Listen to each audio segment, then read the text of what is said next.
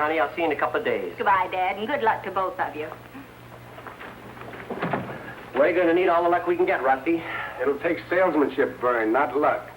Now, all you've got to do is to go out and land the greatest football player in the whole state of Indiana. And remember, this boy is so good he was offered a professional football contract while he was still in high school. We'll get him. This boy Lenny, what's his name, Crunchmeyer, is as good as enrolled. You've got yourself the next All-American fullback. All right. Can I talk to you a minute? Oh, I'm afraid it'll have to wait, Mrs. Odette. I've got to catch a plane. Oh, dear. I did want to talk to you about my nephew enrolling at your college. Oh, some other time. Goodbye now.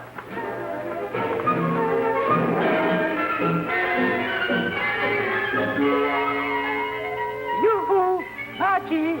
Come in, Mrs. Odette. Sit down, Mrs. Odette. We'll dish up a little dirt just between us girls. Got no time for gossip today, Margie. I have a problem. Remember that nephew of mine I told you about, Lenny Crunchmeyer? Crunchmeyer?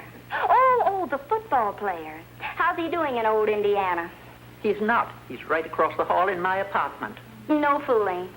I tried to tell Dad about him not 2 minutes ago. Dad's on his way to Indiana to round up some big Hoosier hotfoot for the old alma mater. Guess that was why he was in too much of a hurry to talk to me. I wanted him to persuade Lenny to go to his college. You mean he wants to go to some other college? He doesn't want to go to college, period. And here I'm willing to pay for his education myself. I'd like to have someone in the family with a B.S. after his name that doesn't mean Big Sap. Margie, why don't you talk to Lenny? Maybe you could sell him the idea a meathead's no good without a sheepskin. Okay. I'd kind of like to show Dad he's not the only salesman in the family. Come on, Mrs. Odette. We'll give it the old college try. His very soul responds to that mysterious something. His unexpressed yearnings are fulfilled. And what is this magic quality? I'll tell you what it is. It's college spirit. The spirit of a great university to thrill and warm you all your life. Well, Lenny, what do you say? Gee, you're pretty. Thanks, Lenny. You're a nice-looking boy yourself. You're just saying that to make me feel good. Snap out of it, boy. It's your academic education we're talking about. Oh, well, gee, Aunt Flo, I don't know. It took 8 years for me to get through high school. 8 years? They finally had to count in the touchdowns I scored to give me enough points to graduate. I'm very bright. Well, now, I wouldn't say that. But you need a college diploma for your future security.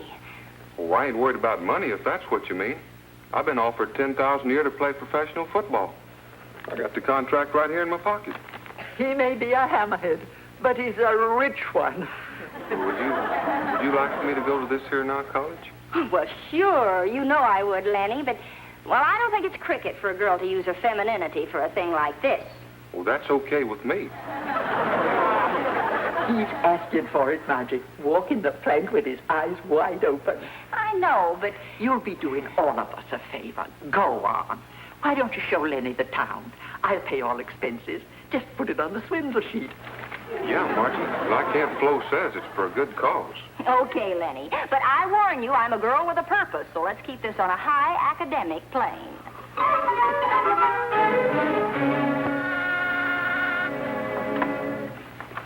Well, I see you're all ready for another gay evening. Aunt Flo's expense account is really taking a beating. Thank you, Lenny. I got a real surprise for you. I did it. Did what? I sent back my contract to pro football team. Put it in the mail just now. Lenny, how wonderful. Oh, you're a darling. Oh, gosh. Gee. I'm sorry. Such exciting news. I promise you, you'll never regret it. What really decided me was when you said you couldn't be serious about a guy unless he was a college man. You meant that, didn't you? Well, of course, but we can talk about that when you get your A.B. A.B.? What's that? Never mind. You'll know by the time you get it. Which, at your current rate of speed, should be about 12 years from now. I'll get to college okay, Margie, if you're waiting for me. And, well, how about a kiss to sort of seal the bargain? Now, really, Lenny, on a high academic plane? Hey! Now, Just put me down. No, now you put me down. 2,000 miles per run. I'm a football player for the rest of my life, so help me. Now stop, Lenny.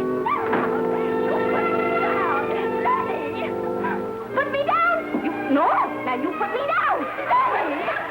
Margie! Margie, who is this lout? Lout?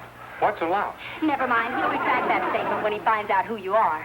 Dad, this is my first recruit for your football team. He'll be a cinch to make All-American. I catch you smooching and you call it recruiting. Well, of all the disgraceful... But, Dad, you don't understand. Oh, don't I? I turn my back and you take up with this hulking oaf. I saw you with my own eyes. I ought to give you a darn good spanking. Don't you touch little Margie, sir. It's on account of her I'm going to your college. You shut up. My college has no truck with football bums. Bums? Say, that's what lout means. Hey, nobody's going to call me a bum lout. Hey, wait. Let go of me. Turn me loose. You got no right to call me things like that. Now, what's an oath? Margie! Oh, what's an oath? Oh, Margie! Make you put me down. Lenny, don't hurt him. Let him go. I wouldn't go to your college if you paid me. Because you ain't no gentleman, sir. Now, Dad, no violence. Let's talk this thing over like gentlemen. 2,000 miles chasing a corn-fed fullback, and I come back to this. But, Dad... Sit down, my little recruiting officer. I want to talk to you. But, Dad, Lenny Crunchmeyer is a fullback. He's so good the pros want him. Lenny Crunchmeyer, my bloodshot eye. Who cares about... Lenny Crunchmeyer? Did you say Lenny Crunchmeyer? Lenny H. Crunchmeyer? Well, I don't know about the H, but there can't be more than one Lenny Crunchmeyer in Indiana. And that's where you went to get that fullback. Lenny Crunchmeyer? You traveled 2,000 miles to throw him out of your own living room. That it sure wasn't necessary. Why didn't you tell me that he was Lenny Crunchmeyer? I tried to. I even tried to tell you before you left, remember? Oh, I know, Margie, I know. I was all wrong, but you've got to help me get him back. Oh, so now you want my help. Oh, please, Margie, don't let your poor old pappy down. Please, I beg you. Well, I sold Lenny once. I guess I can do it again. But you'll have to eat humble pie in front of him. His pride is hurt. Oh, I'll do it. I'll eat it. I'll stuff myself. I'll do anything. Okay, Dad. Come on. I humbly apologize for my ungentlemanly conduct, Mr. Crunchmeyer. I beg your forgiveness. I forgive you, Mr. Albright. Thank you. Just a minute. Now you've got to apologize to little Margie.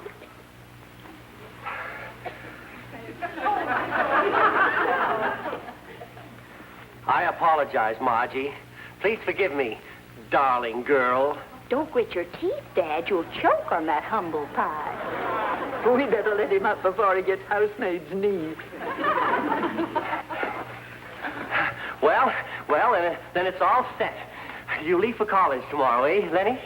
Well, yeah, but staying there's what's got me bothered.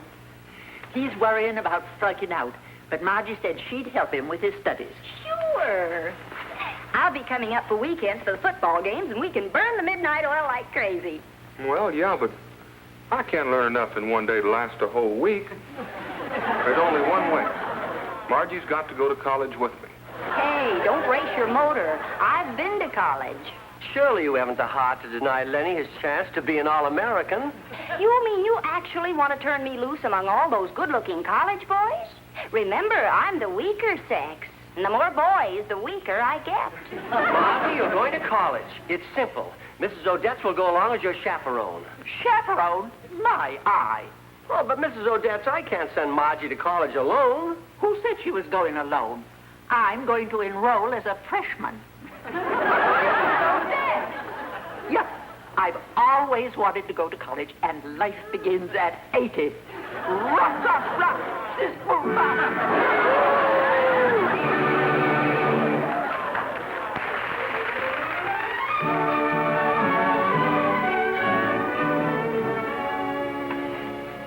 Hurry up, Mrs. Odette. We mustn't be late for our first class. Lenny will get worried.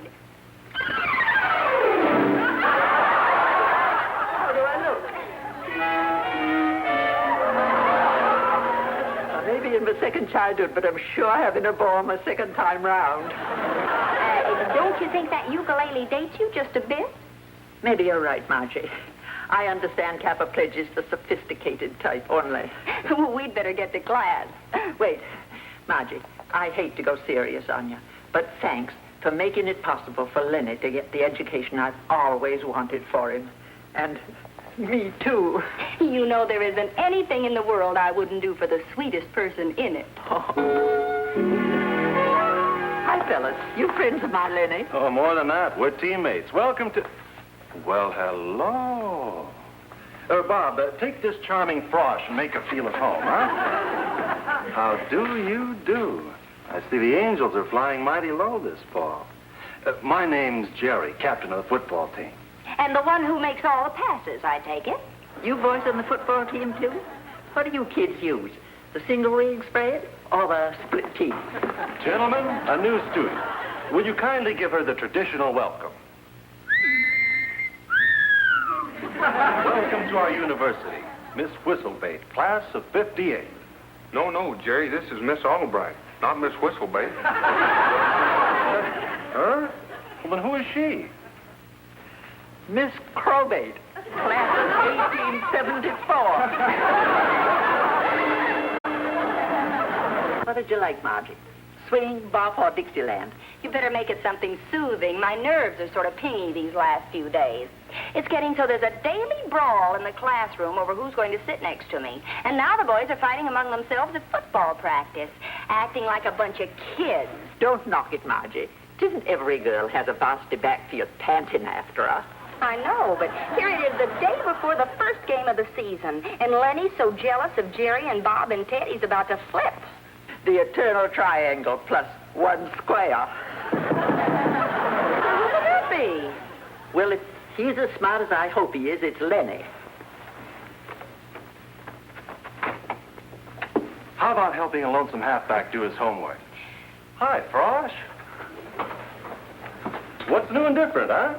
Oh, well, that homework routine certainly isn't. Jerry, you shouldn't be here in the women's dormitory. Well, where else would I go if I'm after a woman?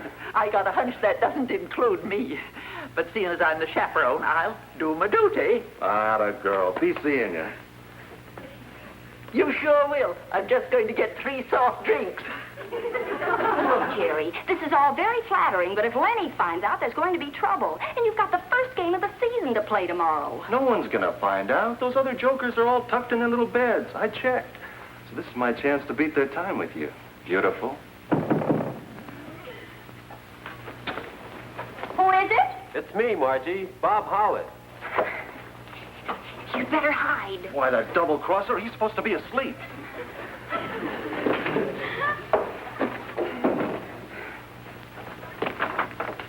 Hi, Margie. How about burn a little midnight oil together? Bob, it's late. You ought to be in bed. Aren't you in training? No more than our dear captain is. And I saw Jerry sneaking out of the house a few minutes ago. I'm surprised I don't find him right here. Well, I'm certainly glad you don't. Well, he's just a big blowhard anyway. You know, he thinks he's murdered with women when he's really just creeping paralysis. Now, you take a man like me. I'm your type, Margie. Not that jerk. Here you are, Jerry. This isn't Jerry. This is Bob. I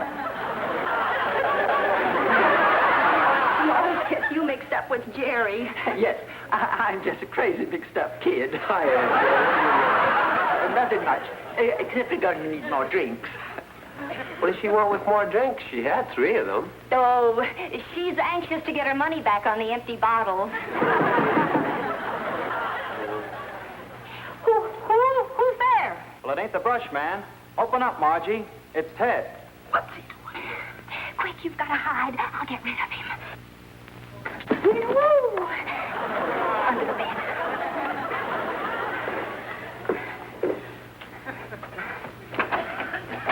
Hi. Read any good biology books lately? Now, Ted, you'll have to do your own homework. I'm already doing Lenny's. You're right, Margie. And I don't need a book for my kind of homework anyway. I came for a showdown. Romantic. Therefore, biological. Okay, Bob, here you are. Yipe! Hi, what's up? What's up? I don't even know who's on first. Just happened to be in the neighborhood. Well, He certainly picked a crowded neighborhood. I'll get some more drinks. The bottles will come in handy when the fight starts. What does she mean? I'm afraid that may answer your question. I don't want to get caught in the woman's dorm. I better hide. What are you doing in here? What do you think? I like to smell mothballs.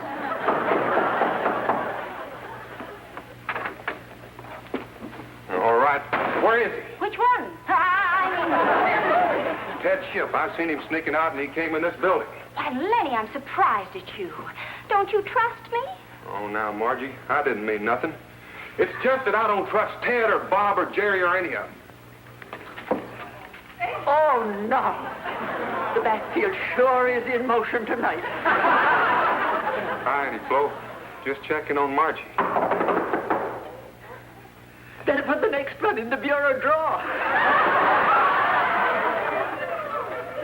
Who is it? It's me, Margie. Open the door this minute. It's your father. I gotta hide. I don't want him to catch me in here.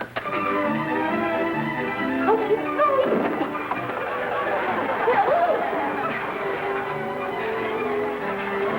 Bend down and make like a bench. What kind of bench? Never mind.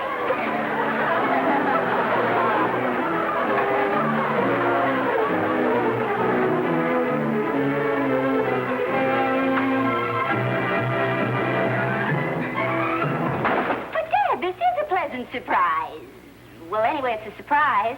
What are you doing up at college? I came here to try to fix the damage that you've done to the football team. Coach Kimber called and told me everything. You've got the whole backfield so stirred up that they won't even speak to each other, and there's a game to be played tomorrow. The coach called you? Somebody's got to talk some sense into the heads of those girl-struck idiots, and into yours, too. Why did you have to crowd 4 football players into your life at the same time? It is rather crowded now that you mention it. Well, I'm going to straighten this out right now. Well, look who's here. Good old Pop. That figures. You were about to. Mrs. Odette, I want to talk to you, too. You were supposed to keep Margie out of trouble. That ain't easy, Bum. Besides, I've been busy getting into as much as possible myself. Now, then... I could have sworn that bench was right under me. Bob Howlett, what are you doing here?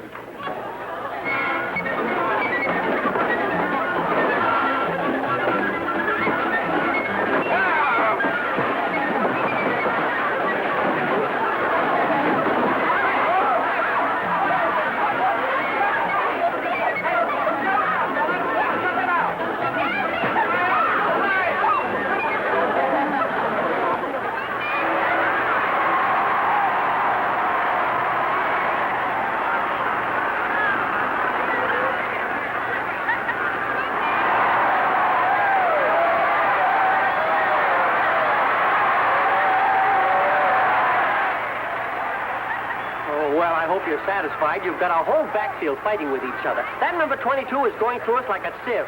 I'm sorry, Dad.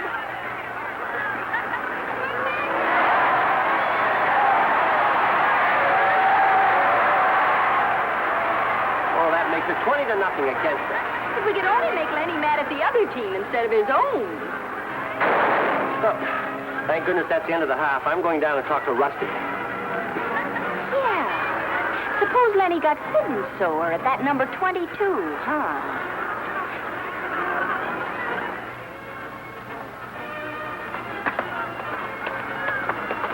Now, this is our boys' locker room, and the other team is right next door.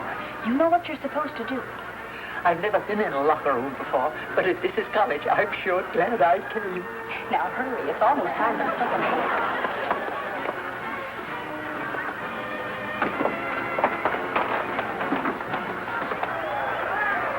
Oh, Mrs. Odette, this is ridiculous. We're due back on the field. All right, men, on your feet. Come on, let's go. Lenny, don't you go till you hear what I have to say. It's about Margie. Margie? Yes. She's fallen for the star halfback of the other team. Oh, no. Oh, no? Well, right now, she's waiting right outside their locker room to make a date with the very man who ruined you the first half, number 22.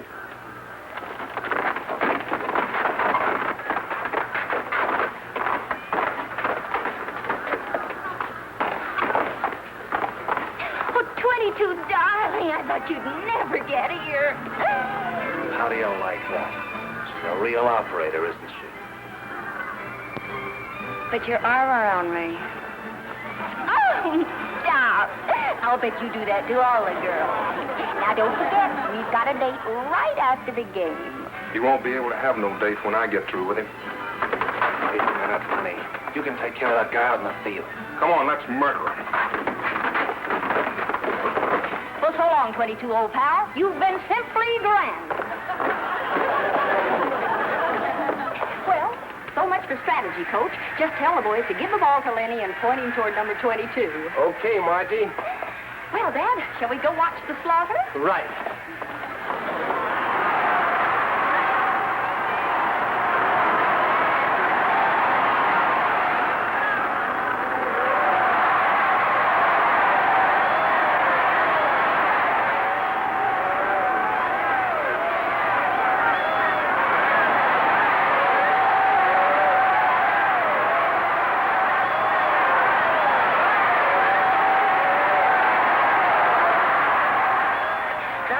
Touchdowns for Lenny. Yes, my boy. Hey, look, they're helping someone on the other team off the field. Well, he's so pooped they're practically carrying him. Why, it's your old friend number 22, Margie. I'll have to send him some flowers. I think it's only fair after what he did for us, don't you?